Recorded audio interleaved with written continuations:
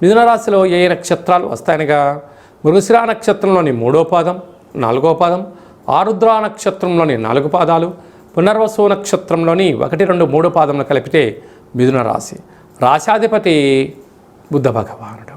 వీరికి రాశిలోనే దేవగురు బృహస్పతి, అక్కడే శుక్రుడు కూడా కలిపి సంచారం చేయడం వలన వీరి యొక్క ఆలోచనలకు, వీరి యొక్క పెట్టుబడులకు, వీరి యొక్క నాయకత్వపు లక్షణాలకు జనాలు జేజేలు పలుకుతూ బ్రహ్మరథం పడుతూ ఐశ్వర్యం, ఆనందం మిథునరాశి వారి సొంతం కాబోతుంది.